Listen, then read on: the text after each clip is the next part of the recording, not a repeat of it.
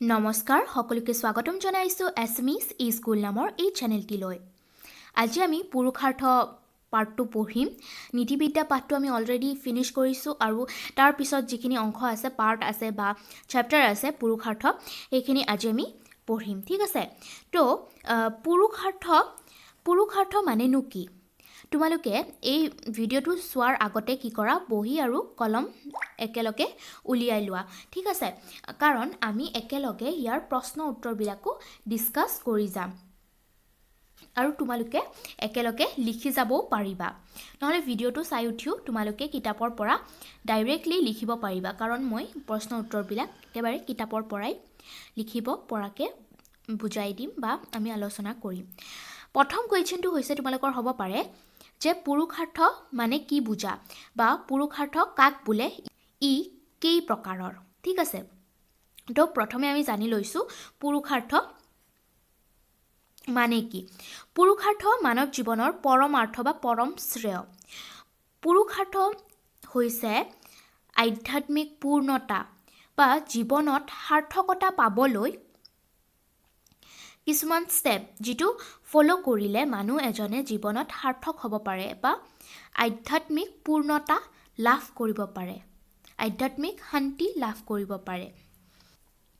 ভাৰতীয় নীতিশাস্ত্ৰত ই এটা মৌলিক সিদ্ধান্ত। পুৰুষাৰ্থ শব্দৰ অৰ্থ হৈছে পুৰুষ বা মনুষ্যৰ প্ৰয়োজন। আধ্যাত্মিক পূৰ্ণতা লাভৰ যিবিলাক হেতু বা উপায়, সেইবোৰকে মানৱৰ পুৰুষাৰ্থ বোলে। তাৰমানে জীৱনত আধ্যাত্মিক পূৰ্ণতা লাভৰ বাবে, আধ্যাত্মিক শান্তি লাভৰ বাবে যিবিলাক উপায় আছে, সেই উপায়বিলাককে মানুহৰ পুৰুষাৰ্থ বোলে বা মানৱৰ পুৰুষাৰ্থ বোলে।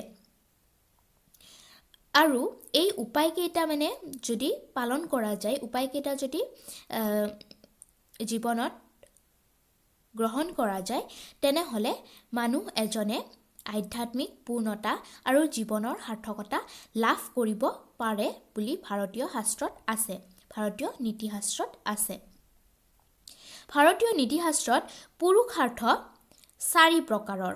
ঠিক আছে, তোমালোকৰ কুৱেশ্যন হ'ব যে তোমালোকে পুৰুষাৰ্থ মানে কি বুজা। পুৰুষাৰ্থ তোমালোকে লিখিব লাগিব যে পুৰুষাৰ্থ হৈছে আধ্যাত্মিক পূৰ্ণতা লাভৰ বাবে যিবিলাক উপায় আছে বা যিবিলাক উপায়েৰে মানুহ এজনে আধ্যাত্মিক পূৰ্ণতা আৰু সাৰ্থকতা লাভ কৰিব পাৰে, তাকে পুৰুষাৰ্থ বোলে। পুৰুষাৰ্থ 4 প্ৰকাৰৰ। কি কি? ধৰ্ম, অৰ্থ, কাম আৰু মোক্ষ। আমি এই 4টা বস্তুৰ বিষয়ে এতিয়া পঢ়িম। যে আমি ধৰ্ম সদায় শুনি আহিছোঁ, অৰ্থ, টকা পইচা, এইবিলাকৰ কথা আমি জানো। কাম, আমি কাম কৰি আছোঁ সৰুৰে পৰা। মোক্ষৰ কথাও শুনিছোঁ, নাম শুনিছোঁ আমি। তো আমি এই পাঠটোত বুজিম যে ইয়াৰ আচল মিনিংটো কি, আচল অৰ্থটো কি। আমি তৰ্ক বিজ্ঞান আৰু দৰ্শন শাস্ত্ৰত এইবিলাক বিষয়ত আলোচনা কৰোঁ যে ধৰ্মৰ কথাবিলাক কি, আচলতে তাৰ মিনিংটো কি, সেইবিলাকৰ কথা আমি জানিব পাৰোঁ। ঠিক আছে, তেনেহ'লে আমি এতিয়া প্ৰথম পুৰুষাৰ্থটোৰ বিষয়ে পঢ়িম। সেইটো হৈছে ধৰ্ম। এটা সুস্থিৰ পৰিপূৰ্ণ জীৱন অতিবাহিত কৰিবলৈ এই 4বিধ পুৰুষাৰ্থৰ প্ৰয়োজন। আমি গমেই পালোঁ যে এটা সাৰ্থক লাইফ বা সাৰ্থক জীৱন পাবলৈ মানুহ এজনে এই পুৰুষাৰ্থকেইটা পালন কৰিব লাগে বা পুৰুষাৰ্থকেইটাৰ প্ৰয়োজন হয়। আৰু এই 4টা ধৰ্ম, অৰ্থ, কাম আৰু মোক্ষ, এই 4টা পুৰুষাৰ্থৰ ব্যৱহাৰৰ দ্বাৰা মানুহ এজনে সুস্থিৰ পৰিপূৰ্ণ জীৱন অতিবাহিত কৰিব পাৰে। ধৰ্ম। এতিয়া ধৰ্ম মানে কি? ধৰ্মৰ আচল অৰ্থটো হৈছে যিয়ে ধাৰণ কৰে, মানুহ এজনে যাক ধাৰণ কৰে বা যি গুণ বা শক্তিৰ দ্বাৰা ধাৰণ কৰা যায়, সিয়ে হৈছে ধৰ্ম। আৰু তোমালোকৰ প্ৰশ্ন হ'ব পাৰে যে ধৰ্ম ধৰ্ম শব্দটো ক'ৰ পৰা উৎপত্তি হৈছে তেতিয়া তোমালোকৰ উত্তৰ হ'ব 3 ধাতুৰ পৰা ধৰ্মৰ উৎপত্তি হৈছে এইটো তোমালোকৰ 2019 কুৱেশ্যন পেপাৰতো আহিছিল ঠিক আছে যে ধৰ্ম শব্দটোৰ উৎপত্তি ক'ৰ পৰা হৈছে ধৰ্মৰ উৎপত্তি ক'ৰ পৰা হৈছে 3 ধাতুৰ পৰা হৈছে তোমালোকে এইটো কুৱেশ্যন লিখি ল'বা আৰু সুধিব পাৰে যে ধৰ্মৰ মানে সঁচা মিনিং বা অৰ্থ কি ধৰ্মৰ অৰ্থ কি বা ধৰ্ম বুলিলে কি বুজায় সেইটো কি হ'ব ধৰ্ম মানে হৈছে ধাৰণ কৰা যি গুণ বা শক্তিৰ দ্বাৰা ধাৰণ কৰা হয় তাকে ধৰ্ম বোলে বা হিয়ে ধৰ্ম সমাজ বা প্ৰজাক যিয়ে ঐক্যবদ্ধ কৰি ৰাখে সেয়ে ধৰ্ম চোৱা ধৰ্মৰ দ্বাৰা মানুহক ঐক্যবদ্ধ কৰি বা একেলগ কৰি একতাৰে বান্ধি ৰাখিব পৰা যায় ধৰ্ম বা বিশ্বাস এটাক মানুহে যিটোক বিশ্বাস কৰে সেইটোৰে কি হয় বহুতো মানুহ লগ হৈ মানে একতা গঠন কৰিব পাৰে চোৱা তোমালোকে শংকৰদেৱৰ কথা শুনিছা শংকৰদেৱৰ জন্ম যেতিয়া হৈছিল তেতিয়া সমাজত বিভিন্ন অধাৰ্মিক পৰিস্থিতি আছিল অধাৰ্মিক পৰিস্থিতিয়ে দেখা দিছিল আৰু সেইটো সময়ত শংকৰদেৱে কি কৰিছিল ধৰ্ম আমাৰ অসমত ধৰ্ম বৈষ্ণৱ ধৰ্মৰ প্ৰচাৰ কৰিছিল আৰু এই ধৰ্ম প্ৰচাৰৰ দ্বাৰা মানুহখিনিক একতাৰ দোলেৰে বান্ধিছিল ঠিক আছে এটা বিশ্বাসত একতা আনিছিল ঠিক আছে এটা বিশ্বাসৰ বা এটা ধৰ্মৰ সৃষ্টিৰ দ্বাৰা এটা বিশ্বাসৰ দ্বাৰা মানুহক একে লগ কৰি বান্ধি ৰাখিছিল ঠিক আছে তাৰ মানে ধৰ্মৰ কামটো কি হৈছে মানুহ বা সমাজ এখনক বা প্ৰজাবোৰক ঐক্যবদ্ধ কৰি ৰখা যাৰ এইটো গুণ থাকে যিটো বস্তুৰ এইটো গুণ থাকে সেইটোকে ধৰ্ম বুলি কোৱা হয় মানুহক বান্ধি ৰাখিব পৰা ধৰ্মক বিভিন্ন অৰ্থত প্ৰয়োগ কৰিলেও ধৰ্ম শব্দৰ দ্বাৰা প্ৰকৃততে আটাইবোৰ নৈতিক সদ্গুণক বুজোৱা হয় আমি নৈতিক কি বস্তু নৈতিক অনৈতিক তাৰ আমি ডেফিনেশ্যনবিলাক পঢ়ি আহিলোঁ নীতিবিদ্যাত নৈতিক কাৰ্য কেনেকুৱা তো নৈতিক সদ্গুণ যিবিলাক আছে শুদ্ধ বা ভাল গুণ আছে সেই গুণবিলাককে ধৰ্মৰ দ্বাৰা বুজোৱা হয় ধৰ্ম শব্দটোৰ দ্বাৰা বুজোৱা হয় ধৰ্মক সমাজ কল্যাণ বিধি নৈতিকতা পৰম্পৰাগত সামাজিক আচাৰ অনুষ্ঠান বা বিহিত কৰ্ম উপাসনা পদ্ধতি আদি বিভিন্ন অৰ্থত ব্যৱহাৰ কৰা যায় ধৰ্মক মানে সমাজ কল্যাণৰ ক্ষেত্ৰত বা নৈতিক এইটো শুদ্ধ নৈতিক কাৰ্য তাৰ ক্ষেত্ৰত বা পৰম্পৰাগত বিভিন্ন সামাজিক আচাৰ অনুচাৰ বা আমাৰ সমাজত যে কয় এইটো কৰিব নাপায় ঠিক আছে তো সেইবিলাক যিবিলাক আচাৰ আছে বা নিয়ম আছে অনুষ্ঠান বিহিত কৰ্ম আমি যিবিলাক সামাজিক অনুষ্ঠান হয় বা বিভিন্ন উৎসৱ পাৰ্বণ বা অনুষ্ঠান হয় বিহিত কৰ্মবিলাক হয় তাতেও কি হয় ধৰ্ম পালন কৰা যায় বা উপাসনাৰ ক্ষেত্ৰত উপাসনা কৰোঁ আমিতো ধৰ্ম বুলি ক'লে উপাসনাৰ কথাই আমাৰ মনত পৰে যে ভগৱান বা প্ৰেয়স এইবিলাকৰ কথা মনত পৰে তো উপাসনা পদ্ধতি আদি বিভিন্ন অৰ্থত ইয়াক ব্যৱহাৰ কৰিব পৰা যায় ঠিক আছে ধৰ্মক মানে বিভিন্ন ক্ষেত্ৰত ব্যৱহাৰ কৰিব পৰা যায় খালি উপাসনাটোৱে ধৰ্ম নহয় সমাজ কল্যাণ নৈতিকতা বিভিন্ন ধৰণৰ বস্তু মানে ইয়াৰ পৰিধিটো বহল ধৰ্মৰ পৰিধিটো অকল উপাসনা নহয় ইয়াত বিভিন্ন ধৰণৰ বেলেগ বেলেগ বস্তু সোমাই পৰে নৈতিক আচাৰ বিচাৰ অনুষ্ঠান পাৰ্বণ এইবিলাকো সোমাই পৰে ঠিক আছে ভাৰতীয় সংস্কৃতিত ধৰ্মক বহল অৰ্থত ব্যৱহাৰ কৰা হয় ক'লোৱে যে ধৰ্মৰ অৰ্থটো বহল আৰু ভাৰতীয় সংস্কৃতিত ইয়াৰ মানে অৰ্থটো বিৰাট বহলভাৱে ব্যৱহাৰ কৰা হয় ধৰ্ম ভাৰতীয় সংস্কৃতিৰ প্ৰাণস্বৰূপ আৰু আমি জানো যে ভাৰত এখন বিভিন্নতাৰে বিভিন্নতাৰে ভৰা দেশ আৰু ইয়াত বিভিন্ন ধৰ্ম আছে ধৰ্মটো আমাৰ এটা স্পেচিয়েল কোৱালিটি আমাৰ দেশৰ যে ইমানটা ধৰ্ম থাকিও আমি কি একতাৰ দোলেৰে বান্ধ খাই আছোঁ সেয়ে কৈছে যে ধৰ্ম ভাৰতীয় সংস্কৃতিৰ প্ৰাণস্বৰূপ জাগতিক সমৃদ্ধি আধ্যাত্মিক উৎকৰ্ষৰ বাবে ধৰ্ম অৱশ্য পালনীয় কৰ্তব্য আৰু ধৰ্মটো আমাৰ এটা পালনীয় কৰ্তব্য কিহৰ কাৰণে জাগতিক সমৃদ্ধি মানে আমাৰ সমৃদ্ধি বা জগতৰ সমৃদ্ধি তথা আধ্যাত্মিক উৎকৰ্ষ সাধনৰ বাবে মানুহৰ মনৰ আধ্যাত্মিক ভাৱৰ উৎকৰ্ষ সাধনৰ বাবে আৰু জগতৰ সমৃদ্ধিৰ কাৰণে ধৰ্মটো বিৰাট ইম্পৰ্টেণ্ট বিৰাট প্ৰয়োজনীয় বা পালনীয় কৰ্তব্য আমাৰ এইটো কৰ্তব্য ধৰ্ম পালন কৰাটো সমাজত প্ৰত্যেক ব্যক্তিৰে স্বধৰ্ম আছে আৰু সমাজত প্ৰত্যেকজন ব্যক্তিৰে নিজা নিজা ধৰ্ম আছে সেইকাৰণে স্বধৰ্ম আছে বুলি কৈছে ইন্দ্ৰিয়সমূহক সংযম কৰি মানুহে নিজ নিজ কৰ্ম কৰাই মানৱৰ ধৰ্ম আৰু মানুহৰ প্ৰধান ধৰ্মটো কি নিজৰ কাম কাজবিলাক ভালকৈ কৰাটোৱে মানুহৰ ধৰ্ম নিজৰ ইন্দ্ৰিয়সমূহক সংযম কৰি মানে কি চোৱা তোমালোকৰ এতিয়া কাম হৈছে পঢ়াটো তোমালোকৰ মেইন কাম কিন্তু তোমালোকৰ পঢ়িব মন নাযায় বিভিন্ন ক্ষেত্ৰত ডিষ্ট্ৰেক্ট হোৱা যায় বেলেগ কাম কৰিব মন যায় মনটো ক'ৰবাত বেলেগত যায় সেইটো হ'ল আমি ইন্দ্ৰিয় বুলি ধৰিছে যে সেই ইন্দ্ৰিয়ক আমি কণ্ট্ৰল কৰি আমাৰ মনটোক বান্ধি ৰাখি আমি নিজৰ কৰ্তব্য বা নিজৰ কাম কৰাটোৱে মানুহৰ প্ৰথম আৰু প্ৰধান ধৰ্ম মানে উপাসনা ভগৱান নহয় ধৰ্ম মানে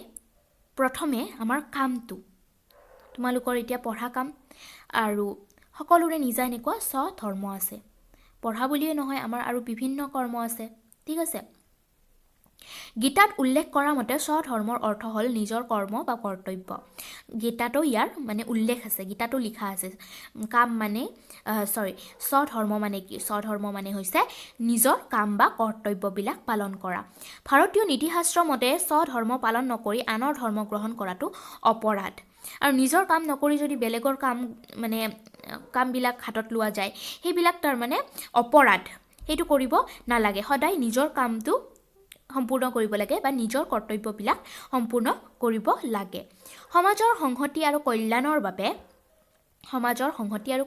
বাবে ভাৰতীয় সংস্কৃতি আৰু নীতিশাস্ত্ৰই পুৰুষাৰ্থ হিচাপে ধৰ্মক অধিক গুৰুত্ব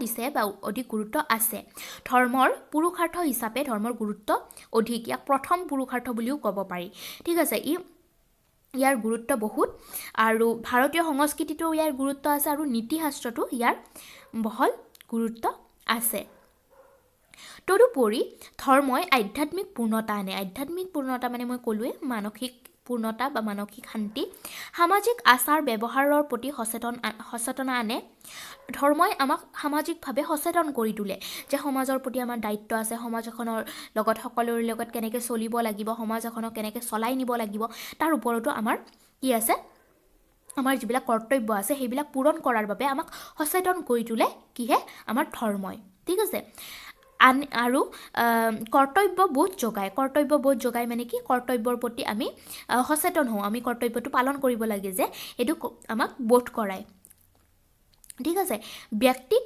অপচিন্তা অপকৰ্মৰ পৰা দূৰত ৰাখে আৰু ধৰ্মই বা নিজৰ কৰ্তব্য পালনে বা নিজৰ কামত আমি যেতিয়া ব্যস্ত থাকোঁ সেইবিলাকে আমাৰ অপচিন্তা বেয়া চিন্তা অপকৰ্মৰ পৰা আমাক দূৰত ৰাখে আৰু ধৰ্মৰ নামত আমাক বিভিন্ন কথা কোৱা হয় যে তুমি এইটো কৰিব নাপায় মানুহ মাৰিব নাপায় অমুক নাপায় বিভিন্ন ধৰণৰ কথা আছে আমি ধৰ্মত আমাক শিকায় হয়নে সেইবিলাক অপকৰ্মক বাধা দিবলৈ ধৰ্ম ব্যৱহাৰ কৰা যায় ঠিক আছে ধৰ্মই অপকৰ্মৰ পৰা মানুহক দূৰত ৰাখে গতিকে ধৰ্মৰ প্ৰভাৱ মানৱ জীৱনত সকলোতকৈ ব্যাপক আৰু ধৰ্মৰ প্ৰভাৱ আমাৰ জীৱনত মানুহৰ জীৱনত বহুত ব্যাপক ঠিক আছে তো আমি গম পালোঁ ধৰ্মৰ বিষয়ে তোমালোকৰ আহিব পাৰে যে ধৰ্মৰ বিষয়ে লিখা পুৰুষাৰ্থ হিচাপে ধৰ্ম কেনেকুৱা বা ইয়াৰ গুৰুত্ব লিখা আহিব পাৰে তেতিয়া তোমালোকে লিখিব লাগিব ইয়াৰ গুৰুত্ব ব্যাপক পুৰুষাৰ্থত ইয়াত প্ৰথম স্থান দিয়া যায় আৰু ভাৰতীয় সংস্কৃতিটো ধৰ্মৰ বহল বা ব্যাপক গুৰুত্ব আছে ঠিক আছে বহুত গুৰুত্ব আছে ভাৰতীয় সংস্কৃতিত এতিয়া আহিছোঁ আমি ছেকেণ্ড পুৰুষাৰ্থটো হৈছে অৰ্থ ভাৰতীয় সংস্কৃতিত অৰ্থক পুৰুষাৰ্থ হিচাপে দ্বিতীয় স্থান দিয়া হৈছে আৰু তোমালোকক যদি সোধে ভাৰতীয় সংস্কৃতিক পুৰুষাৰ্থ হিচাপে দ্বিতীয় স্থান কাৰ বা দ্বিতীয় কোন তেতিয়া তোমালোকৰ উত্তৰ হ'ব অৰ্থক দ্বিতীয় স্থান দিয়া হৈছে মানুহৰ প্ৰাথমিক প্ৰয়োজন অৰ্থৰ দ্বাৰাহে পূৰণ কৰা হয় অৰ্থ মানে টকা পইচা ধন আৰু বিভিন্ন বস্তু যিবিলাকে আমাৰ প্ৰয়োজনবিলাক পূৰণ কৰিব পাৰে ঠিক আছে প্ৰাথমিক প্ৰয়োজনবিলাক পূৰণ কৰিব পাৰে আৰু আমাৰ প্ৰাথমিক প্ৰয়োজন কি আমাৰ প্ৰাথমিক প্ৰয়োজন হৈছে অন্ন বস্ত্ৰ আৰু বাসস্থান অন্ন বস্ত্ৰ আৰু আশ্ৰয়ৰ বাবে ঠাই থকা খোৱা আৰু থাকিবলৈ ঘৰ লাগিল, আমাক খাবলৈ খাদ্য লাগিল, কাপোৰ লাগিল। তো এইখিনি আমাৰ প্ৰাথমিক প্ৰয়োজনীয়তা, আৰু সেইটো পূৰণ কৰিবলৈ আমাক কি লাগে? অৰ্থ লাগে। ঠিক আছে, আমাক ঘৰ বান্ধিবলৈ পইচা লাগিল, খাবলৈ পইচা লাগিল, কাপোৰ কিনিবলৈ, তো আমাক অৰ্থৰ প্ৰয়োজন হয়। অৰ্থক আন পুৰুষাৰ্থৰ সাধন হিচাপেহে ব্যৱহাৰ কৰিব লাগে। আৰু এই অৰ্থটোক আমি আন পুৰুষাৰ্থ মানে আমাৰ ধৰ্মটো হৈছে আমাৰ কৰ্মবিলাক কৰা, কৰ্তব্য পালন কৰা, আৰু এই অৰ্থক আমি নিজৰ বেলেগ বেলেগ পুৰুষাৰ্থবিলাক পূৰণৰ বাবে ব্যৱহাৰ কৰিব লাগে। যেনে নিজৰ কামবিলাক কৰাৰ বাবে এই অৰ্থক আমি সাধন হিচাপে, এটা ৰাস্তা হিচাপে ব্যৱহাৰ কৰিব লাগে। নিজৰ আৰু পৰিয়ালৰ প্ৰয়োজন পূৰণৰ উপৰি গৃহস্থাশ্ৰমৰ দায়িত্ব আৰু কৰ্তব্য সুকলমে পৰিচালিত কৰিবলৈ অৰ্থৰ প্ৰয়োজন। আৰু নিজৰ লগতে নিজৰ পৰিয়ালক চলাবলৈ বা আমাৰ ৰিলেটিভ সকলোবিলাকক, আমাৰ লগত জড়িত মানুহবিলাকক চলাবলৈ বা তাৰ দায়িত্ববিলাক পূৰণ কৰিবলৈ বা নিজৰ কৰ্তব্যবিলাক পূৰণ কৰিবলৈ আমাক অৰ্থৰ প্ৰয়োজন হয়। অৰ্থৰ আয় আৰু ব্যয়ৰ ক্ষেত্ৰত সংযমী হোৱাৰ বাবে ভাৰতীয় নীতিশাস্ত্ৰত প্ৰথমে ধৰ্মৰ শিক্ষা দিয়ে, যাতে ইয়াৰ অপপ্ৰয়োগ নহয়। তাৰমানে ধন যে আমি আয় কৰিম, মানে ইনকাম কৰিম আৰু খৰচ কৰিম, সেইটো ক্ষেত্ৰত মানুহক ধৰ্মত ইয়াত জ্ঞান দিয়া হয়। ধৰ্মত আমাক শিকোৱা হয় যে আমি পইচাটো বা নিজৰ অৰ্থটো বেয়া কামত প্ৰয়োগ কৰিব নালাগে, তাৰ অপপ্ৰয়োগ কৰিব নালাগে। সেয়েহে ধৰ্মত কি কৰা হয়? আমাক শিক্ষা দিয়া হয় যে আমাৰ অৰ্থটো কেনেকৈ ব্যৱহাৰ কৰিব লাগে, সংযমী হৈ নিজকে কণ্ট্ৰলত ৰাখি কেনেকৈ ভাল কামত অৰ্থটো প্ৰয়োগ কৰিব লাগে, অপপ্ৰয়োগ তাৰ কৰিব নালাগে, বেয়া কামত সেইবিলাক ব্যৱহাৰ কৰিব নালাগে। আৰু তাৰ বিষয়ে আমাক ধৰ্মই শিক্ষা দিয়ে, যাতে তাৰ অপপ্ৰয়োগ নহয়। তাৰপিছত আছে অৰ্থক ধৰ্ম আৰু কামৰ সাধন হিচাপেহে গুৰুত্ব দিয়া হয়। ক'লোৱে মই যে অৰ্থক নিজৰ কাম কৰ্তব্য পূৰণৰ বাবে বা নিজৰ ধৰ্মটো পালন কৰাৰ বাবে সাধন হিচাপেহে ব্যৱহাৰ কৰিব লাগে। তাৰপিছত কেৱল দৈহিক সুখ বা ভোগ বিলাসৰ বাবে অৰ্থ নহয়। তাৰমানে অৰ্থ বা ধন অকল ভোগ বিলাসৰ কাৰণে নহয়, আৰামত থকাৰ কাৰণে নহয়, নিজৰ কৰ্তব্য পালনৰ কাৰণেহে, নিজৰ কৰ্তব্যবিলাক সুকলমে পালন কৰাৰ বাবেহে হৈছে এই অৰ্থ। ঠিক আছে, ইয়াৰ মূল উদ্দেশ্য হৈছে পুৰুষাৰ্থ সিদ্ধিৰ পথ সুগম কৰি তোলা। আৰু অৰ্থৰ প্ৰধান কাম হৈছে পুৰুষাৰ্থ সিদ্ধিৰ পথ সুগম কৰি তোলা।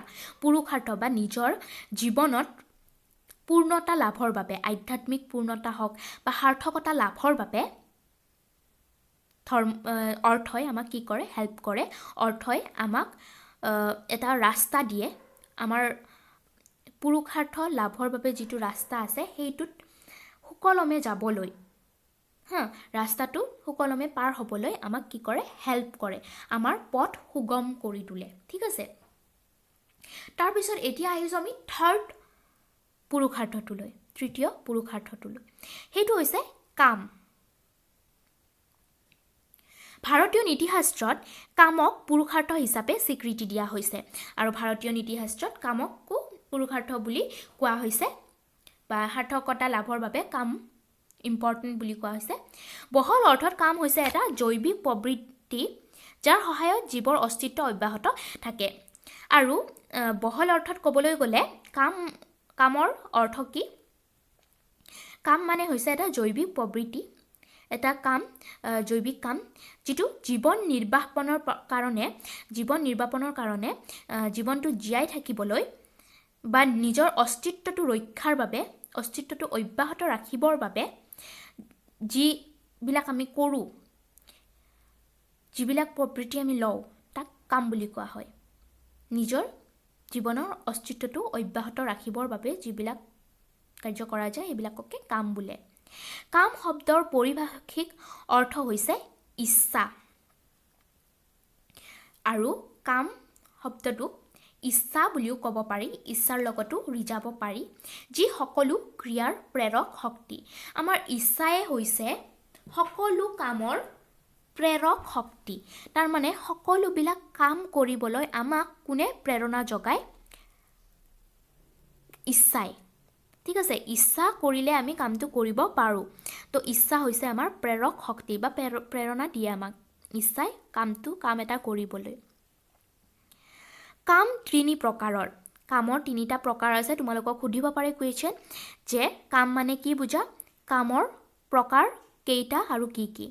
কামৰ প্ৰকাৰ তিনিটা আৰু কি কি, সাত্বিক, ৰাজসিক আৰু তামসিক। আৰু তোমালোকৰ এই তিনিটাৰ অৰ্থও সুধিব পাৰে যে সাত্বিক কাম মানে কি বুজা, ৰাজসিক কাম মানে কি বুজা আৰু তামসিক কাম মানে কি বুজা। ইয়াৰ বেলেগ বেলেগ অৰ্থ আছে তিনিওটা কামৰে। যিবোৰ কাম ধৰ্মানুগত তাক সাত্বিক কাম বোলে, মানে যিবিলাকৰ লগত ধৰ্ম জড়িত।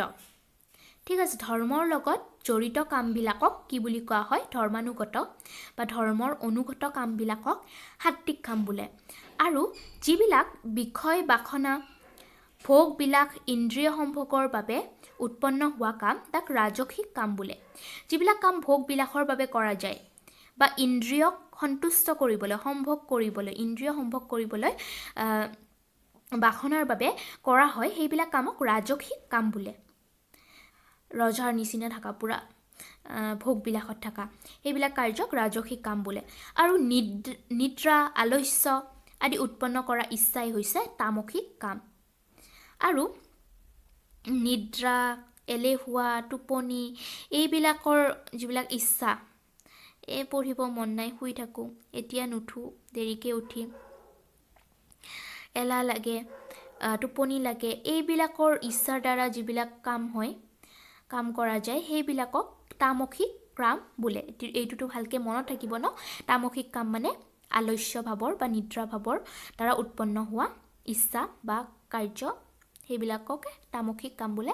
আৰু ৰাজসিক মানে ৰজাৰ নিচিনা থকা, ভোগবিলাসত থকা। আৰু সাত্বিক মানে ধৰ্মানুগত বা ধৰ্মৰ অনুগত কামবিলাক। ঠিক আছে, কাম মানৱ জীৱনৰ সুখ আৰু আনন্দৰ উৎস। কাম কৰিলে মানুহৰ ভাল লাগে। কেতিয়াবা তুমি এটা কাম কৰিলা, তেতিয়া কি লাগে, কামটো হ'ল, ভাল লাগে কাম এটা কৰি। কেতিয়াবা আমি পঢ়াৰ যদি আমি এটা টাৰ্গেট লওঁ যে আজি এইখিনি পঢ়ি শেষ কৰিম, সেইটো এটা কাম। সেইটো শেষ কৰাৰ পিছত তাৰ মনটো ভাল লাগে, হয়নে নহয়? বা চবৰে মানে বেলেগ বেলেগ ইচ্ছা, তোমালোকৰ ইচ্ছা থকা কামবোৰ কৰি ভাল লাগে যে এইটো কৰিম আজি, আৰু সেইটো সম্পূৰ্ণ হোৱাৰ পিছত বিৰাট সুখ অনুভৱ হয়, আনন্দ অনুভৱ হয়। সেইকাৰণে কোৱা হৈছে যে কাম জীৱনৰ সুখ আৰু আনন্দৰ উৎস। কাম নহ'লে আমাৰ জীৱনটো মানে বিৰাট বেয়া লাগিব। আমি ভাবোঁহে যে ইমান কাম কৰি থাকিব লাগে, কাম নকৰাকৈ থাকিলে বেছি ভাল লাগিব, কিন্তু নহয়, কাম কৰি থাকিহে বেছি ভাল লাগে। যেনে উদাহৰণস্বৰূপে তোমালোকে লকডাউনটো লোৱা। আমি ভাবিছিলোঁ যে লকডাউন পাইছোঁ আৰু কোনে মাতে, একো কাম নকৰাকৈ আৰামত থাকিম। কিন্তু কি হ'ল, দুদিনমানতে আমি বিৰাট ব'ৰ হৈ গ'লোঁ, আমাৰ বেয়া লাগিল। তেতিয়া কাম কৰিবহে মন গ'ল। কাম কৰিলেহে মানুহ আনন্দত থাকিব পাৰে। ঠিক আছে, বংশ ৰক্ষা, সমাজ ৰক্ষা আৰু সামাজিক বিকাশৰ গুৰিতে হ'ল কাম। আৰু কাম কৰাৰ দ্বাৰা আমি কি কৰিব পাৰোঁ, বংশ ৰক্ষা কৰিব পাৰোঁ, সমাজ ৰক্ষা কৰিব। এখন সমাজ নচলিব, আমি যদি কাম কৰা বাদ দি দিওঁ, সমাজ এখন নচলিব, হয়নে নহয়? সমাজ মানুহৰ দ্বাৰা চলি আছে। সমাজ ৰক্ষা, সামাজিক বিকাশৰ গুৰিতে হ'ল কাম। আৰু সমাজ এখনৰ বিকাশ হ'বলৈ, উন্নয়ন হ'বলৈ কি কৰিব লাগিব, মানুহে কাম কৰিবই লাগিব। কিন্তু কাম হ'ব লাগিব নিয়ন্ত্ৰিত, সংযমিত আৰু ধৰ্মৰ অনুবৰ্তী। কিন্তু কামবিলাক সদায় কি হ'ব লাগে, নিয়ন্ত্ৰিত হ'ব লাগে। আমি যা তা কাম কৰিলে নহ'ব, এটা নিয়ন্ত্ৰণত থাকি কামবোৰ কৰিব লাগিব। আৰু সংযমিত, সংযমটো ৰাখি কৰিব লাগিব, যা তা কৰিলে নহ'ব।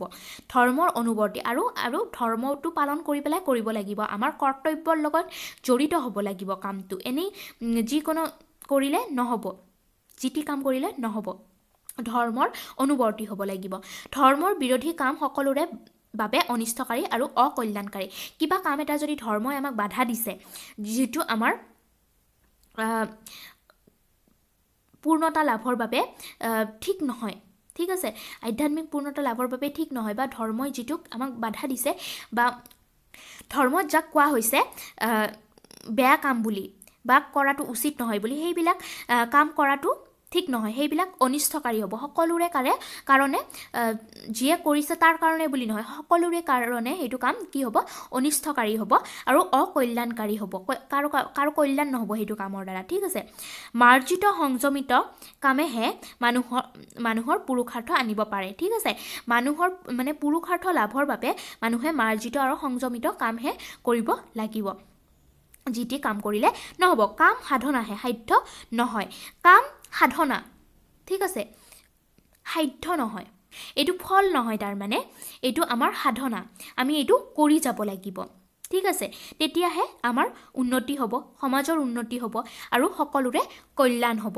তাৰপিছত আহিছোঁ এতিয়া 4 নম্বৰ পুৰুষাৰ্থলৈ, সেইটো হৈছে মুখ্য। মুখ্যটো শুনিছা আগতে শব্দটো, এতিয়া আমি জানি লৈছোঁ তাৰ আচল মিনিংটো কি।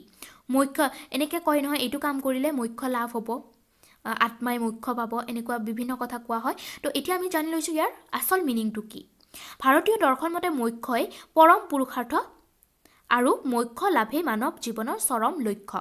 আৰু ভাৰতীয় দৰ্শন মতে ইণ্ডিয়ান ফিলচফি মতে কি বিশ্বাস কৰা যায় যে মুখ্যই হৈছে মানুহৰ পৰম পুৰুষাৰ্থ, মানুহৰ পৰম মানে সাৰ্থকতা লাভৰ মানে একদম পৰম ষ্টেপ। ঠিক আছে, আৰু মুখ্য লাভেই জীৱনৰ চৰম লক্ষ্য, জীৱনৰ প্ৰধান লক্ষ্যটোৱেই হৈছে আমাৰ মুখ্য লাভ। জন্ম মৃত্যু সংসাৰ চক্ৰৰ পৰা হাত সাৰিব পৰাটোকেই মুখ্য বা নিৰ্বাণ বোলে। তোমালোকৰ কুৱেশ্যন হ'ব পাৰে নিৰ্বাণ মানে কি বুজাত, তুমি যদি নাজানা নিৰ্বাণ মানে মুখ্য তেনেহ'লে কি লিখিবা, তো সেইকাৰণে তোমালোকে এই ৱৰ্ডটো মনত ৰাখিবা, মুখ্য মানে হৈছে নিৰ্বাণ। কুৱেশ্যন হ'ব পাৰে যে মুখ্য মানে কি বুজা। মুখ্য মানে বিশ্বাস কৰা হয় যে জন্ম মৃত্যুৰ পৰা বা আমাৰ সাংসাৰিক যিখিনি চক্ৰ আছে, সাংসাৰিক জীৱনৰ পৰা হাত সাৰিব পৰাটোৱেই হৈছে মুখ্য।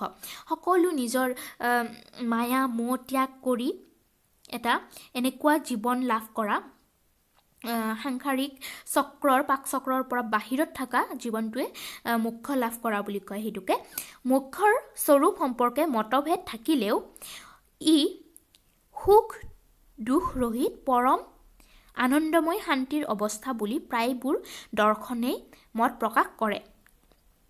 তাৰমানে মুখ্য কি, ইয়াৰ বিভিন্ন মানে বেলেগ বেলেগ মত দিছে, বহুতো দাৰ্শনিকে বেলেগ বেলেগ কথা কৈছে, বহুতৰে মতবিলাক নিমিলে, তথাপিও মেক্সিমাম মিলা এটা কথা হৈছে, মুখ্যৰ ক্ষেত্ৰত এটা মেক্সিমাম মিলা কথা হৈছে যে বহুতে বিশ্বাস কৰে যে এই মুখ্য হৈছে সুখ দুখ ৰহিত পৰম আনন্দময় শান্তিৰ অৱস্থা। তাৰমানে সুখ দুখ নথকা পৰম আনন্দময় এটা শান্তিৰ অৱস্থা, শান্তিপূৰ্ণ এটা অৱস্থা।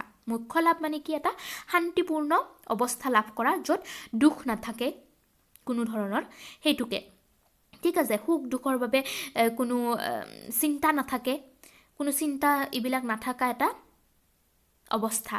ঠিক আছে, আমাৰ এতিয়া কিবা কিবি চিন্তা চলিয়ে থাকে, যিমান আনন্দ থাকিলেও আমাৰ বিভিন্ন ধৰণৰ চিন্তা আমাৰ মগজুত চলি থাকে, সেইকাৰণে আমাক এইটো মুখ্য লাভ কৰিব নোৱাৰোঁ আমি। কিন্তু মুখ্য লাভ কৰা মানে কি হ'ব, আমি এটা শান্তিৰ এনেকুৱা অৱস্থা এটা পাম য'ত আমাৰ একো এইবিলাক সাংসাৰিক চিন্তাধাৰা নাথাকিব বা সুখ দুখৰ প্ৰতি মানে একো সাংসাৰিক মোহ মায়াবিলাক নাথাকিব। ঠিক আছে, কোনোৰ মতে অবিদ্যা বা অজ্ঞানতা দূৰ কৰি শুদ্ধ চেতনা বা শুদ্ধ চৈতন্য আত্মাৰ উপলব্ধিয়ে মুক্তি। কোনো দাৰ্শনিকৰ মতে অজ্ঞানতা দূৰ কৰি শুদ্ধ চৈতন্য আত্মাৰ উপলব্ধিয়ে মুক্তি। ঠিক আছে, মুক্তি লাভ, মুখ্য লাভ কৰা মানে মুক্তি লাভ কৰা। আমাৰ আত্মাৰ চৈতন্য আত্মাটো অমৰ, আত্মা নমৰে, হয়নে নহয়? চৈতন্য আত্মাৰ উপলব্ধি, যেতিয়া আমি আত্মাটোক উপলব্ধি কৰিব পাৰিম আচলকৈ শুদ্ধভাৱে, সেইটোৱে হ'ব মুখ্য লাভ কৰা বা মুক্তি লাভ কৰা। মুখ্য সম্পৰ্কে ঘাইকৈ দুটা মত পোৱা যায়, বিদেহ মুক্তি আৰু জীৱন মুক্তি। দুটা মত আছে মুখ্য সম্পৰ্কে। প্ৰথমটো হৈছে বিদেহ মুক্তি আৰু জীৱন মুক্তি। মানেনো কি? কিছুমান দাৰ্শনিকৰ মতে জীৱৰ মৌলিক সত্তা আত্মাই স্বৰূপ উপলব্ধি কৰিলেই নহ'ব, ই দেহৰ সম্পৰ্কও ত্যাগ কৰিব লাগিব। ন্যায় বৈশেষিক আৰু মীমাংসা দৰ্শনে এনে মত পোষণ কৰে। ন্যায় বৈশেষিক মানে ন্যায় কৰা আৰু মীমাংসা দৰ্শন, মীমাংসাৰ যিটো ফিলচফি আছে সেইটোৱে এনেকুৱা মত পোষণ কৰে যে মানুহ এজনে নিজৰ আত্মাটোক উপলব্ধি কৰিলেই নহ'ব, তাৰ লগতে দেহৰ সম্পৰ্কও ত্যাগ কৰিব লাগিব। মানে আমাৰ দেহৰ প্ৰতি যিটো মোহ থাকে, আমি নিজৰ চেহেৰাটো চাই ভাল পাওঁ, নিজকে বহুত মৰম কৰোঁ বা নিজৰ শৰীৰটোলৈকে আমাৰ বিৰাট মৰম থাকে, তো নিজৰ দেহটোক ত্যাগ কৰা, দেহৰ সম্পৰ্কটোও ত্যাগ কৰিব লাগিব বুলি কিছুমান দাৰ্শনিকে মত পোষণ কৰে। যে নিজৰ আত্মাটোক উপলব্ধি কৰিলেই নহ'ব, আমাৰ দেহৰ সম্পৰ্কটো ত্যাগ কৰিব লাগিব।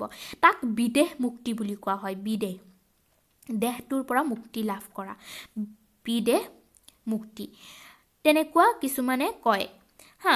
আৰু জৈন, তাৰপিছত জৈন, বৌদ্ধ আৰু সাংখ্য আৰু অদ্বৈত বেদান্তৰ মতে দেহ ধাৰণ কৰিও মোক্ষ লাভ কৰিব পাৰি। আৰু কিছুমান ধৰ্মত, জৈন ধৰ্ম, বৌদ্ধ ধৰ্ম, সাংখ্য, অদ্বৈত বেদান্ত আৰু বিভিন্ন ধৰণৰ এনেকুৱা ধাৰ্মিক কিছুমান ধৰ্মত মানে এনেকুৱা বিশ্বাস কৰা যায় যে মানুহে নিজৰ নিজৰ শৰীৰ ত্যাগ নকৰাকৈও নিজৰ আত্মাক উপলব্ধি কৰিব পাৰে। তোমালোকে শুনিছা চাগে কিছুমান বৌদ্ধ যিবিলাক মংক থাকে সেইবিলাকে কি কৰে, বিভিন্ন ঠাইলৈ আৰাধনা কৰিবলৈ গুচি যায়, বিভিন্ন নিজৰ ঘৰ সংসাৰ ত্যাগ কৰি মোক্ষ লাভৰ বাবে গুচি যায়। তেওঁলোকে মানে সকলো সাংসাৰিক মায়া মোহ ত্যাগ কৰে আৰু কি কৰে, নিজৰ আত্মাক উপলব্ধি কৰিবলৈ আৰাধনা কৰে বা তপস্যা কৰে। আগতে যে মানুহবিলাকে, ঋষিমুনিবিলাকে তপস্যা কৰিছিল, কিয় কৰিছিল? সিহঁতক সেই তপস্যাৰ পৰা কোনেও জগাব নোৱাৰিছিল। যে তোমালোকে টিভি চিৰিয়েলতো দেখিছা, বিভিন্ন ধাৰ্মিক শ্ব'ত দেখুওৱা হয় যে এই বিলাকৰ, ঋষিমুনিবিলাকৰ তপস্যা ভাঙিবলৈ চেষ্টা কৰে, কিবা কৰে, তেওঁলোকৰ তপস্যা ভাঙিব নোৱাৰি। কিয়? তেওঁলোকে নিজৰ আত্মাক উপলব্ধি কৰিবলৈ সকলো মায়া মোহ ত্যাগ কৰি পেলায়। মুক্তিৰ বাবে দেহ ত্যাগ আৰু সংসাৰ ত্যাগৰ প্ৰয়োজন নাই। আৰু এনেকুৱা বৌদ্ধ, জৈন ধৰ্ম আদিত বহুতে মানে বিশ্বাস কৰে যে নিজৰ আত্মাটোক উপলব্ধি কৰাৰ বাবে বা মুক্তি লাভৰ বাবে দেহ ত্যাগ কৰাৰ প্ৰয়োজনীয়তা নাই, বা সংসাৰ মানে আমাৰ পৃথিৱীখন ত্যাগ কৰাৰ মানে প্ৰয়োজনীয়তা নাই। ত্যাগ নকৰাকৈও মানুহে মুক্তি লাভ কৰিব পাৰে। ঠিক আছে, নিজৰ আধ্যাত্মিক বা নিজৰ আত্মাক উপলব্ধি কৰিব পাৰে। মোক্ষৰ প্ৰকৃত অৰ্থ হৈছে আত্মাৰ স্বৰূপ উপলব্ধি কৰা, তাকে জীৱন মুক্তি বোলে। আমি বুজি পালোঁ জীৱন মুক্তি আৰু বিদেহ মুক্তিৰ পাৰ্থক্য কি। তোমালোকক যদি সোধে বিদেহ মুক্তি আৰু জীৱন মুক্তিৰ পাৰ্থক্য লিখা, তোমালোকে কি লিখিব লাগিব? ইয়াৰ যিখিনি কথা আছে সেইখিনি লিখিলে হ'ব। বিদেহ মুক্তি মানে নিজৰ আত্মাক উপলব্ধিৰ কাৰণে নিজৰ দেহটো ত্যাগ কৰাকে বিদেহ মুক্তি বোলে। আৰু এই জৈন, বৌদ্ধ বিভিন্ন ধৰ্মত বিশ্বাস কৰে কিছুমানে যে নিজৰ আত্মাক উপলব্ধি কৰিবলৈ নিজৰ দেহ ত্যাগৰ প্ৰয়োজনীয়তা নাই। তাক কি বুলি কয়? জীৱন মুক্তি বুলি কোৱা হয়। নিজৰ মুক্তি লাভৰ বাবে নিজৰ দেহটো ত্যাগ নকৰিলেও হয়, তাক জীৱন মুক্তি বোলে। আৰু তোমালোকৰ মনত থাকিব, শব্দ দুটা দিয়ে মনত ৰাখিব। বিদেহ মানে দেহ ত্যাগ কৰা, আৰু জীৱন মুক্তি মানে জীৱনটো জীয়াই থাকিয়ে মানে কি কৰিব পাৰি? উপলব্ধি কৰিব পাৰি আত্মাক, সেইকাৰণে জীৱন মুক্তি। ঠিক আছে, বৌদ্ধই মোক্ষক নিৰ্বাণ বুলি কৈছে, আৰু বৌদ্ধ ধৰ্মত মোক্ষক নিৰ্বাণ বুলি কোৱা হয়। ঠিক আছে, আৰু এই নিৰ্বাণ লাভৰ বাবে মানুহে কি কৰে? বিভিন্ন বৌদ্ধ ধৰ্ম পালন কৰা মানুহে নিৰ্বাণ লাভৰ বাবে গুচি যায়, মানে নিজৰ ঘৰ এৰি গুচি যায়, বা লাভৰ কাৰণে কি কয়? মুক্তি লাভৰ কাৰণে বিভিন্ন তপস্যা বা আৰাধনা কৰে। ঠিক আছে, বিভিন্ন ৰজা মহাৰজাও এইবিলাক কৰিছিল আগতে।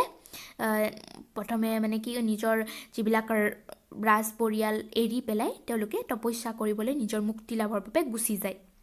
যেতিয়া বয়স হয় তেতিয়া মুক্তি লাভৰ বাবে গুচি যায়। আৰু বুদ্ধই কি বুলি কৈছে ইয়াক নিৰ্বাণ বুলি কৈছে সেইকাৰণে বুদ্ধ ধৰ্মক ইয়াক নিৰ্বাণ বুলি কোৱা হয় আৰু তেওঁ নিৰ্বাণ লাভ কৰাৰ পিছতো বহু বছৰ লোকহিতৰ বাবে কাম কৰিছিল বুদ্ধদেৱেও কি কৰিছিল মুক্তি লাভ কৰিছিল বা মোক্ষ লাভ কৰিছিল মোক্ষ লাভ কৰাৰ পিছত তেওঁ নিজৰ জীৱন ত্যাগ নকৰাকৈ মোক্ষ লাভ কৰিছিল আৰু তাৰ পিছত মোক্ষ লাভ কৰাৰ পিছত তেওঁ লোকহিতৰ বাবে মানে মানুহৰ ভালৰ কাৰণে কাম কৰিছিল ঠিক আছে সেয়েহে ইয়াৰ পৰা প্ৰমাণ পোৱা যায় যে মানুহে নিজৰ জীৱন বা নিজৰ দেহ ত্যাগ নকৰাকৈও কি কৰিব পাৰে আত্মাক উপলব্ধি কৰিব পাৰে শংকৰাচাৰ্যৰ মতেও মুক্তিত আত্মাই স্বৰূপত অধিষ্ঠিত হয় আৰু মুক্তি লাভ কৰিলে বা মোক্ষ লাভ কৰিলে আত্মাই নিজৰ স্বৰূপত অধিষ্ঠিত হয় এই অৱস্থাত জীৱই তেওঁ আৰু ব্ৰহ্ম এক আৰু অভিন্ন বুলি উপলব্ধি কৰে তাৰমানে ব্ৰহ্মক আধ্যাত্মিক এটা এনেকুৱা অৱস্থা লাভ কৰে পৰিস্থিতি তাত উপস্থিত হয় য'ত এজন মানুহে নিজৰ জীৱটোক নিজৰ আত্মাটোক আৰু ব্ৰহ্মক এক অভিন্ন মানে একে বস্তু যেন তাৰ কোনো ভিন্নতা নাই তেনেকুৱা উপলব্ধি কৰে এই মুক্তিৰ অৱস্থা সৎ চিত আৰু আনন্দৰ অৱস্থা আৰু এইটো অৱস্থাত মানুহে এক চৰম আনন্দ বা চৰম সুখ লাভ কৰে আৰু এটা সৎ অৱস্থা বা সৎ এটা অৱস্থা লাভ কৰে যেতিয়া মোক্ষ লাভ হয় ঠিক আছে এক চৰম সুখ লাভ কৰে বা চৰম শান্তি লাভ কৰে এটা আধ্যাত্মিক পূৰ্ণতা বা সাৰ্থকতা লাভ কৰে মোক্ষ লাভৰ তিনিটা পথ বা মাৰ্গ মোক্ষ কেনেকৈ লাভ কৰিব পাৰি তাৰ তিনিটা মাৰ্গ দিয়া আছে বা পথ দিয়া আছে এইকেইটা হৈছে ভাৰতীয় দৰ্শনৰ মোক্ষ লাভৰ তিনিটা মাৰ্গ আছে প্ৰথমটো হৈছে কৰ্মযোগ জ্ঞান যোগ আৰু ভক্তি যোগ আৰু এইবিলাক কথা তোমালোকে গীতাটো পাবা ঠিক আছে যেতিয়া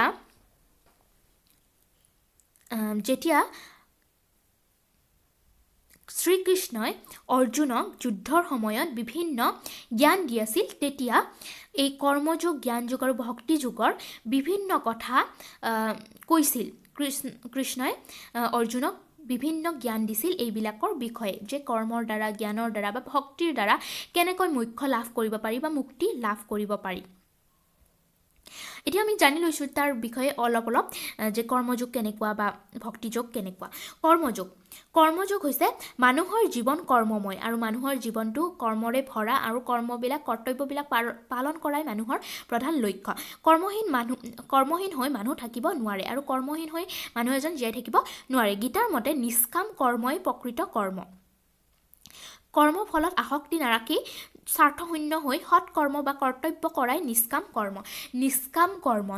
কৰ্মটোৱে মানুহৰ প্ৰকৃত কৰ্ম বুলি কৈছে বা সাধনা বুলি কৈছে নিষ্কাম কৰ্ম মানে যিটো কাম কৰি আমাৰ একো ফলৰ আশা কৰা নহয় আমি আগতেও শুনিছোঁ যে শ্ৰীকৃষ্ণই কৈছে যে কাম কৰা ফলৰ আশা নকৰিবা সেইটোৱে হৈছে নিষ্কাম কৰ্ম যে ফলৰ আশা নকৰাকৈ কামবিলাক নিজৰ কৰ্তব্যবিলাক পালন কৰা নিষ্কাম কৰ্মৰ মাধ্যমেৰে আত্মশুদ্ধি হয় আত্মশুদ্ধি বা নিজৰ শুদ্ধি বা আত্মাৰ শুদ্ধি হয় ঠিক আছে আত্মাক উপলব্ধি কৰিব পৰা যায় কাৰ দ্বাৰা নিষ্কাম কৰ্মৰ দ্বাৰা ইয়াকে মোক্ষ বোলে আৰু এই কৰ্মযোগে আমাক কয় যে মানুহে নিজৰ কৰ্তব্যবিলাক পালন কৰি কোনো ফলৰ আশা নকৰাকৈ যদি নিজৰ কৰ্তব্যবিলাক পালন কৰি যায় তেতিয়াই মানুহে মুক্তি বা মোক্ষ লাভ কৰিব পাৰে তাৰপিছত আছে ভক্তি যোগ মোক্ষ লাভৰ আন এটা পথ হৈছে ভক্তি মাৰ্গ বা ভক্তি যোগ এই পথ অনুসৰণ কৰিবলৈ হ'লে ঈশ্বৰৰ প্ৰতি শ্ৰদ্ধা আৰু সেৱা সম্পৰ্কৰ প্ৰয়োজন মানুহ এজনে অপাৰ শ্ৰদ্ধা ভক্তিৰ দ্বাৰা ভগৱানৰ প্ৰতি ঈশ্বৰৰ প্ৰতি শ্ৰদ্ধা সেৱা জনাই বা ভগৱানৰ লগত তেনে এক শ্ৰদ্ধাৰ সম্পৰ্ক ভক্তিৰ সম্পৰ্ক গঢ়িও কি কৰিব পাৰে অবিচলিত বিশ্বাসৰ দ্বাৰা ঈশ্বৰৰ ওপৰত মানে বিচলিত নোহোৱাকৈ এটা বিশ্বাস ৰাখি বা প্ৰতি শ্ৰদ্ধা ৰাখি ভগৱানৰ প্ৰতি শ্ৰদ্ধা ৰাখি মোক্ষ লাভ কৰিব পাৰে ঠিক আছে তো আমি গম পালোঁ যে মোক্ষ লাভৰ দুটা পথ হ'ল প্ৰথমটো কৰ্মযোগ আৰু ছেকেণ্ডটো ভক্তিযোগ ভক্তি কৰি আৰু ফলৰ আশা নকৰাকৈ কৰ্ম কৰি মানুহে মোক্ষ লাভ কৰিব পাৰে আৰু থাৰ্ডটো হৈছে জ্ঞান যোগ বা জ্ঞান মাৰ্গ এই মাৰ্গ কৰ্ম আৰু ভক্তিৰ বিৰোধী নহয় এইটো মাৰ্গ কিন্তু কৰ্ম আৰু ভক্তিৰ বিৰোধী নহয় এইটো যদিও বেলেগ মাৰ্গ তথাপিও এইটোৱে বিৰোধ নকৰে কৰ্ম আৰু ভক্তিৰ মাৰ্গটোক বা ৰাস্তাটোক বিৰোধ নকৰে এই দুইৰ পৰিণতি বিৰোধী নহয় এই দুইৰ পৰিণতি তাৰ মানে কৰ্ম আৰু ভক্তিৰ মাৰ্গৰ মানে পৰিণতিয়ে হৈছে জ্ঞান যোগ পৰম সত্তাৰ সাক্ষাৎ দৰ্শনেই জ্ঞান মাৰ্গ তাৰ মানে পৰম সত্তাক আমি বুজি পোৱাটোৱে বা সাক্ষাৎ কৰাটোৱে আমাৰ জ্ঞান মাৰ্গ মানে হৈছে আমি জ্ঞান লাভ কৰা পৰম সত্তাৰ জ্ঞান লাভ কৰা ঠিক আছে এই পথেৰে অগ্ৰসৰ হৈ সাধকে জীৱাত্মা পৰমাত্মা জগত সম্পৰ্কে জ্ঞান লাভ কৰি মুক্তি পাব পাৰে যেতিয়া এজন মানুহে পৰমাত্মা জ্ঞান পাব পাৰে বা জীৱাত্মা নিজৰ আত্মা নিজৰ জীৱৰ আত্মা আৰু পৰমাত্মা ভগৱান আৰু জগত সম্পৰ্কে নিজৰ জ্ঞানটো লাভ কৰে বা নিজৰ এইবিলাকৰ সম্পৰ্কে জ্ঞানটো পাই বা পৰম সত্তাৰ লগত সাক্ষাৎ হৈ মানুহ এজনে কি কৰিব পাৰে মুক্তি লাভ কৰিব পাৰে তাক কি কোৱা হয় জ্ঞান যোগ বা জ্ঞান মাৰ্গ বুলি কোৱা হয় হিন্দু নীতিশাস্ত্ৰত পুৰুষাৰ্থ ত্ৰিবৰ্গহে হিন্দু নীতিশাস্ত্ৰত তাৰমানে পুৰুষাৰ্থক 3টা বৰ্গত ধৰা হয় ধৰ্ম অৰ্থ আৰু কাম মানে হিন্দু নীতিশাস্ত্ৰত ধৰ্ম অৰ্থ আৰু কামকহে মেইনলি পুৰুষাৰ্থ বুলি ধৰা যায় ঠিক আছে মোক্ষক পুৰুষাৰ্থ বুলি ধৰা নাযায় অ'কে মোক্ষক পৰমাৰ্থ বুলিহে গণ্য কৰা হয় পুৰুষাৰ্থ বুলি নহয় পৰমাৰ্থ বুলিহে পৰম অৰ্থ তাৰ মানে মোক্ষ হৈছে পৰম অৰ্থ বুলিহে গণ্য কৰা হয় কাৰণ হিন্দু নীতিশাস্ত্ৰত ত্ৰিবৰ্গ অৰ্থাৎ তোমালোকক যদি সোধে ত্ৰিবৰ্গ মানে কি বুজা কি হ'ব ত্ৰিবৰ্গ মানে ধৰ্ম অৰ্থ আৰু কাম ঠিক আছে ত্ৰিবৰ্গ হ'ল সাধন আৰু মোক্ষ হ'ল সাধ্য আৰু এই ত্ৰিবৰ্গ ধৰ্ম অৰ্থ আৰু কামৰ সাধনাৰ দ্বাৰা এই 3টাৰ সাধনাৰ দ্বাৰা মানুহে সাধ্যটো লাভ কৰিব পাৰে বা মোক্ষ লাভ কৰিব পাৰে মোক্ষ কেনেকৈ লাভ কৰিব পাৰে ধৰ্ম অৰ্থ আৰু কামৰ দ্বাৰা এই 4 পুৰুষাৰ্থৰ জৰিয়তে মানৱে জীৱনৰ আধ্যাত্মিক পূৰ্ণতা আৰু সাৰ্থকতা লাভ কৰিব পাৰে তোমালোকক যদি কুৱেশ্যন হয় যে মানুহে আধ্যাত্মিক পূৰ্ণতা আৰু সাৰ্থকতা লাভৰ বাবে কি কৰিব লাগিব এই 4 পুৰুষাৰ্থৰ কি হ'ল ধৰ্ম অৰ্থ কাম আৰু মোক্ষ এই 4 পুৰুষাৰ্থৰ দ্বাৰা মানুহে আধ্যাত্মিক পূৰ্ণতা আৰু সাৰ্থকতা লাভ কৰিব পাৰে আৰু পাঠৰ মূল কথাখিনি তোমালোকে নিজে পঢ়ি ল'বা আমি যিখিনি আলোচনা কৰিলোঁ সেইখিনিয়ে সৰু সৰু পইণ্টত লিখা আছে ঠিক আছে আৰু তাৰ পৰাও তোমালোকে সৰু সৰু কুৱেশ্যনবিলাক লিখিব পাৰিবা তাৰপিছত অনুশীলনৰ কুৱেশ্যন কেইটা এনেই একদম জল্দি ডিছকাছ কৰিছোঁ আমি পুৰুষাৰ্থ বুলিলে কি বুজা সেইটো লিখিব পাৰিবা তোমালোকে 4 পুৰুষাৰ্থ তোমালোকে পুৰুষাৰ্থৰ যদি ডাইৰেক্ট লিখিব বিচাৰে ইয়াৰ পৰাও লিখিব পাৰিবা তোমালোকৰ মূল কথাত যিটো আছে মানৱৰ জীৱনৰ সৰ্বোচ্চ লক্ষ্য পুৰুষাৰ্থ বোলে পুৰুষ বা ব্যক্তিয়ে যি কামনা কৰে সেই পুৰুষাৰ্থ তো এইটোও লিখিব পাৰা তোমালোকে পুৰুষাৰ্থ বুলিলে কি বুজা এইটো এনচাৰত তাৰপিছত 4 পুৰুষাৰ্থ কি তাতেও তোমালোকে লিখিব পাৰিবা তাৰপিছত পুৰুষাৰ্থ হিচাপে কাম আৰু অৰ্থ ব্যাখ্যা কৰা তো তোমালোকক মই কৈছোঁৱে যে ইয়াৰে অৰ্থ সুধিব পাৰে কাম মানে কি বুজা অৰ্থ মানে কি বুজা তো সেইবিলাকৰ বিষয়ে তোমালোকে লিখিব পাৰিবা ডাইৰেক্ট কিতাপৰ পৰা লিখিলে হ'ব তাৰপিছত আহিল মুখ্য কাক বোলে মুখ্য মানে তোমালোকে বুজি পালা ইয়াতে আছে ধুনীয়াকৈ মুখ্য কাক বোলে তাৰ পৰা তোমালোকে ডেফিনেশ্যনটো লিখিবা মুখ্য প্ৰাপ্তিৰ বিভিন্ন মাৰ্গসমূহ কি তোমালোকে এই 3টা মাৰ্গৰ বিষয়ে লিখিলে হ'ল ভক্তিযোগ আৰু কি কৰ্মযোগ আৰু জ্ঞান মাৰ্গ বা জ্ঞান যোগ তো সেই 3টাৰ বিষয়ে লিখিলে হ'ল আৰু তোমালোকৰ দীঘলীয়া কুৱেশ্যন আহিব পাৰে যে মুখ্য প্ৰাপ্তিৰ বিভিন্ন মাৰ্গসমূহ কি তাৰ বিষয়ে বহলাই লিখা তেতিয়া তোমালোকে তাৰ 3টাৰ বিষয়ে যি আছে সেইখিনি গোটেইখিনি লিখিব লাগিব ঠিক আছে তাৰপিছত আছে ধৰ্মৰ ধাৰণা ব্যাখ্যা কৰা ধৰ্মৰ ধাৰণা বুলি ক'লে কি হ'ব আমি যিখিনি পালোঁ পুৰুষাৰ্থ হিচাপে ধৰ্ম কেনেকুৱা ধৰ্ম মানে আমাৰ কৰ্মবিলাক কৰ্তব্যবিলাক পালন কৰাই আমাৰ প্ৰধান ধৰ্ম বা সামাজিক উন্নয়নৰ বাবে ধৰ্মৰ কেনেকুৱা প্ৰয়োজনীয়তা আছে সেইবিলাক লিখি পেলাই তোমালোকে ধৰ্ম ধাৰণাটো ব্যাখ্যা কৰিব পাৰিবা ঠিক আছে তাৰপিছত পুৰুষাৰ্থ ধাৰণাৰ সামাজিক